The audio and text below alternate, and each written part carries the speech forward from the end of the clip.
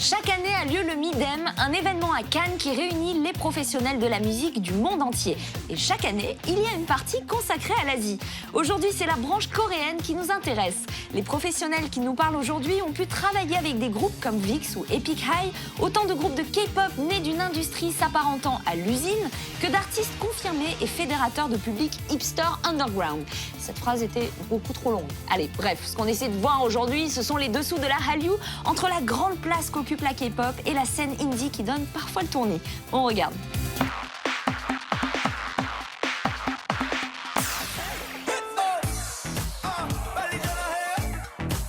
La vague coréenne, ou Hallyu, n'est plus approuvée pour personne. Avec ces jeunes gens parfaits et talentueux, le pays du matin calme a su exploiter au mieux son atout charme. Et c'est sûrement dans l'industrie musicale que se reflète le plus cette déferlante en passe de conquérir la planète.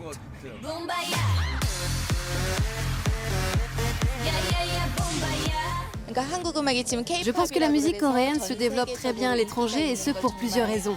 Mais l'un des éléments les plus importants à mon avis, ce sont les dramas. De nombreuses personnes ont mis un pied dans la culture coréenne grâce à ces séries. Et on voit que les chansons thèmes issues de ces dramas marchent très bien à l'international.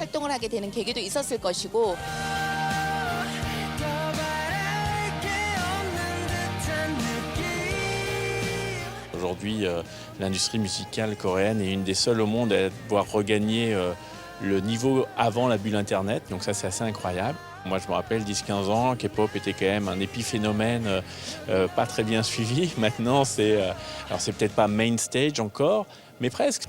Il y a des followers un peu partout dans le monde de la K-pop.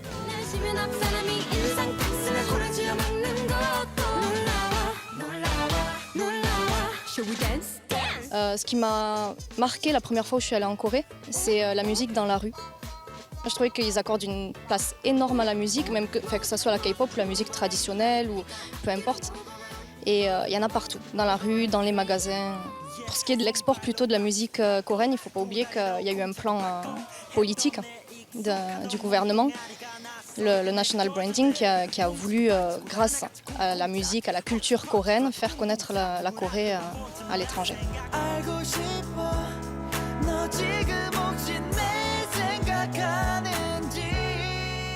Malheureusement, tout le monde ne profite pas de cet élan, car si la locomotive K-pop fonctionne à merveille, le reste de la production peine à raccrocher les wagons.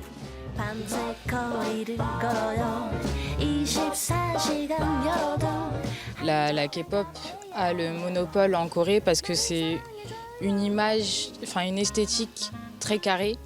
Et je pense que c'est ça que la Corée veut montrer au monde, c'est qu'ils ont des artistes talentueux, ils ont des chorégraphies super carrées.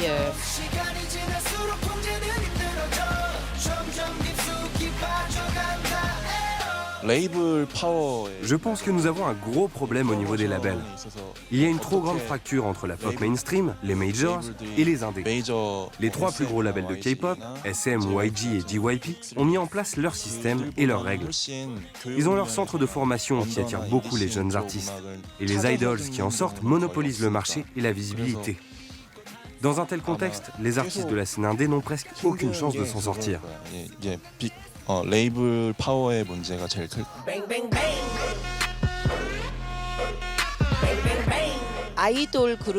La K-pop est un excellent outil d'exportation car c'est étudié pour. Les idols, ce sont des produits façonnés par l'industrie du showbiz et les agences de management. Mais la Corée a en effet d'autres choses à offrir. Il y a des scènes hip-hop ou jazz qui sont très créatives, mais qui ne séduisent qu'à l'échelle locale.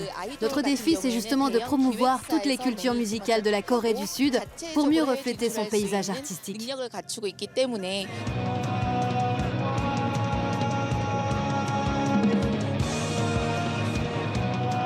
Avoir une opinion arrêtée sur la musique coréenne est plus délicat qu'on ne le pense. Derrière la façade lisse et proprette, on peut évidemment trouver à redire aux méthodes employées par les mastodontes du music business. Mais rejeter en bloc la K-pop serait nier son rôle d'ambassadeur de choc. En attendant, la Corée du Sud est aujourd'hui un vrai bouillon de culture qui ne demande qu'à exploser.